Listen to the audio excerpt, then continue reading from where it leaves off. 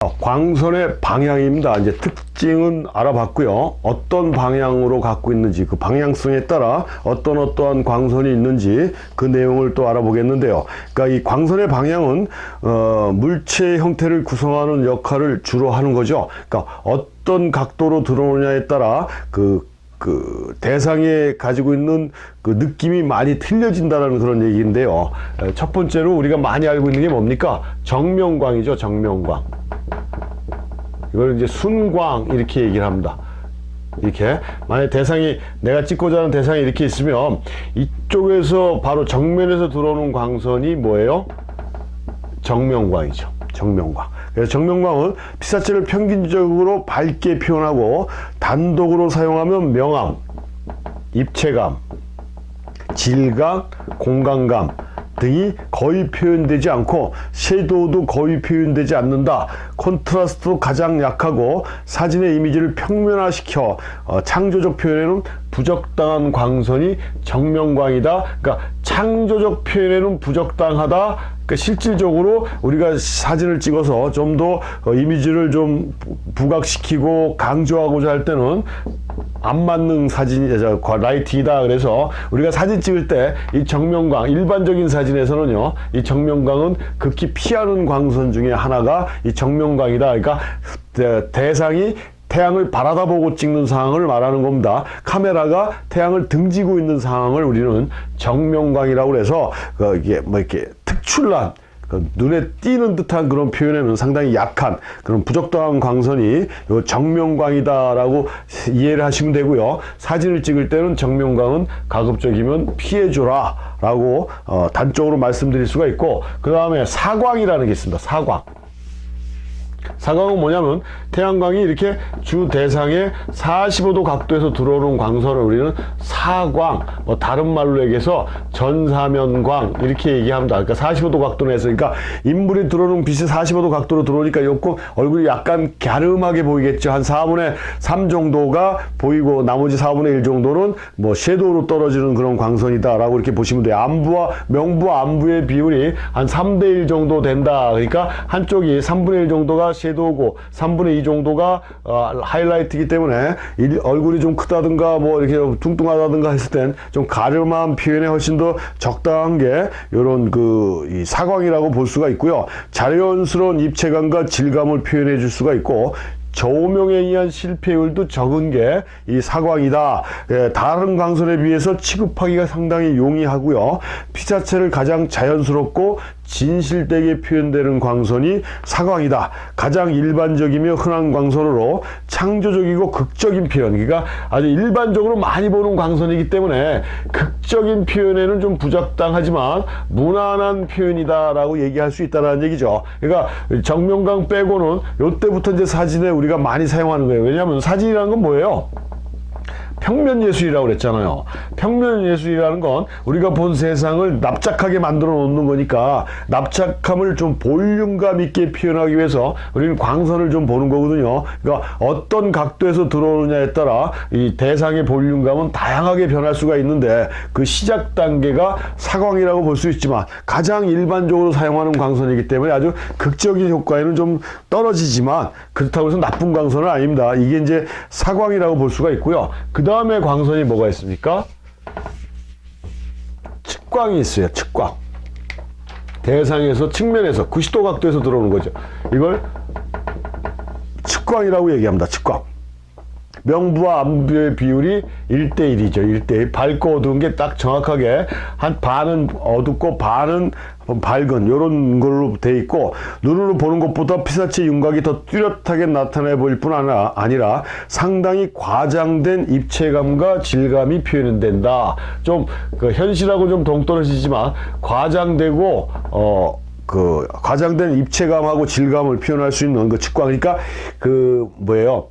가장 낮은 광선이라고 보면 돼요. 자연광 상태에서는. 그러니까 일취나 일몰대의 광선이 측광에 해당된다라고 보면 되고, 광선이 낮다 보니까 이 면의 질감, 디테일, 그러니까 뭐 만약에 모래 사장이라든가 그 다음에 바위라든가 나무의 결이라든가 이런 대상이 갖고 있는 디테일 묘사하는 데는 아주 최고의 효과를 볼 수 있는 게 측광 측강이다라고, 그러니까 좀 제가 지금 조금 전에 설명해 드린 것처럼 과장된 듯한 느낌으로 표현이 된다. 이게 측광이다라고 볼 수가 있고, 이른 아침이나 늦은 오후, 그러니까 일출이나 일몰때 태양광이 여기 측광에 해당되는 광선이고요. 피사체의 느낌이 그 느낌 표현이 미묘하게 변하는 광선입니다. 왜요? 우리 일출 일몰 때 태양 각도가 엄청난 속도로 떨어지고 올라가고 그러지 않습니까? 그러니까 순간 이렇게 변하는데, 그래서 피사체의 특징을 실감나게 표현하고자 할 때, 또는 그 피사체 형태나 질감을 아주 강조하고자 할 때,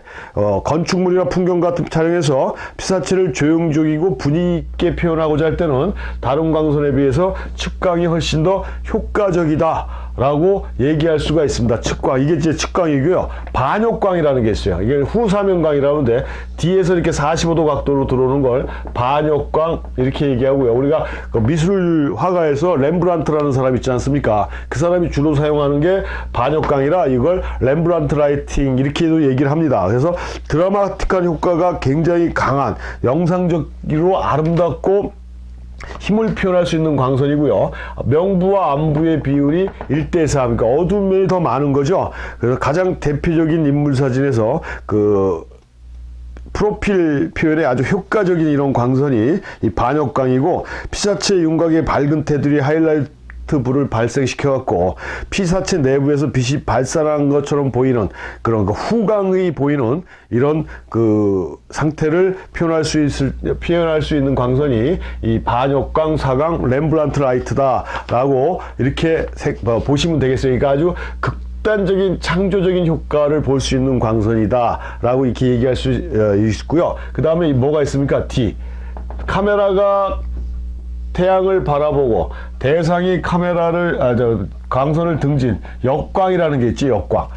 사진 찍을 때 가장 힘든 부분이고, 우리가 사용하는 노출계가 아무리 디지털 카메라가 최고의 기술력을 갖고 있다라고 해도 뒤에서 들어오는 광선의 양이 세기 때문에 반사식 노출에서는 실패할 확률이 가장 높은 광선이 역광이라고 그랬어요. 근데 역광은 어떤 라이팅보다 콘트라스트가 강할 뿐 아니라 입체감, 공간감, 조형감이 가장 뛰어난 광선이다. 그러니까 사진 찍을 때 가장 많이 사용되는 광선이라고도 이렇게 볼 수가 있습니다. 가장 드라마틱하고 로맨틱한 광선이 이 역광이다라고 보시면 정답이에요. 그래서 우리가 사진 찍을 때 사광, 측광, 반역광, 역광, 요게 가장 많이 사용되는 거고, 특히 풍경이나 인물 촬영할 때는 반역광이나 역광, 하다못해 측광까지 요 세 가지 광선을 적절하게 사용한다라고 그러면은 사진의 엄청난 볼륨감이나 입체감, 그 다음에 아주 드라마틱한 분위기까지도 만들어낼 수 있다라고 해서, 이런 광선들에 대한 특성을 잘 이해를 하시는 게 여러분들이 사진을 올바르고 또 자기가 원하는 대로 표현하는데 효과적이다라고 이렇게 볼 수가 있습니다. 그 이외에 뭐가 있냐면 그 두 가지가 더 있는데요. 탑라이트라고 해서 최상부광. 그러니까 이거는 별로 우리가 자연광으로 따지면 언제입니까? 정오라고 볼 수가 있겠죠. 태양이 제일 머리 위에 떠 있을 때, 요게 이제 탑라이트예요. 위에서 이렇게 비치지 않습니까? 자, 그 다음에 그 스튜디오에서는 탑라이트 뭐 자주 쓰죠. 정물 촬영할 때 위에다가, 물건 위에다 바로 이렇게 라이트 확산광을 해갖고 주는 경우가 있는데, 요게 탑라이트인데 그림자가 밑으로 길게 지쳐서 이 탑라이트 때 특히 인물 촬영 같은 경우를 할 때는 아주 실패 확률이 가장 높습니다. 요게 이제 그러니까 정오 12시 뭐 시각적으로 좀 분위기 있고 드라마틱한 분위기를 만들어내려고 하는 사람들은 주로 일출이나 일몰 때 촬영들을 많이 해요. 스튜디오에서도 그 측광이나 반역광이나 역광 경우 같은 경우를 작업을 많이 하는데, 자연광 상태에서도 마찬가지고, 이 낮 12시 정오는 태양광이 제일 높이 떠 있을 때는 촬영을 좀 피해 주는 게 사진에 훨씬 더 효과적이다. 근데 이거는 뭐 원칙은 아니에요. 내가 원하는 상황이 이런 상황이다 그러면 이때 찍어도 상관은 없어요. 그렇지만 일반적인 상황에서 얘기할 때는 좀 부적정한 그런 광선이다라고 얘기할 수가 있고, 자연광 상태에서는 없는 게 있죠. 밑에서 이렇게 들어오는 거, 언더라이트라고 해서 최하부광. 이거는 이제 그 스튜디오 촬영할 때 많이 사용되는 건데, 뭐 인물 촬영할 때도 있어요. 인공광 라이팅을 좀 약간 뭐라 그러죠, 음흉해 보이고 그 무섭게 보이는 것들. 그러니까 그 뭐 남양 특집에서 뭐 귀신 영화 같은 거라든가 할 때 조명을 밑에서 이렇게 인물에 비치면 어떻게 보입니까? 굉장히 그 막 섬뜩하게 보이지 않습니까? 그런 느낌, 음성적인 느낌을 강조시킬 수가 있고, 그 스튜디오 촬영에서는 그 유리 제품이나 이런 거 할 때 그 유리 제품의 그런 그 라인을 살려주고자 할 땐 언더라이트가 아주 효과적으로 사용되는데, 아무튼 일반적인 상황에서는 음성적이고 공포적이고 고뇌적이고 연극적인 광선이다. 그래서 최하부광이라는 게 있어요. 이것도 내가 원하는 인물 사진에서의 표현이 그런 효과가 좋다라고 하면 사용을 해도 되지만, 일반적인 상황으로 봤을 때는 좀 자제해야 될 광선이다 라고 이렇게 이해를 하시면 됩니다. 그래서 이 광선은 크게 방향에 따라서 7가지로 구분할 수가 있고, 그 중에서 우리가 사진적으로 많이 사용되는 광선은 그 사광, 측광, 반역광, 역광, 이 정도가 가장 좋고, 사광보다는 측광, 반역광, 역광이 가장 입체적이고 볼륨감 있는 느낌을 만들어 줄 수 있는 광선이다 라고 이해를 하시면 됩니다.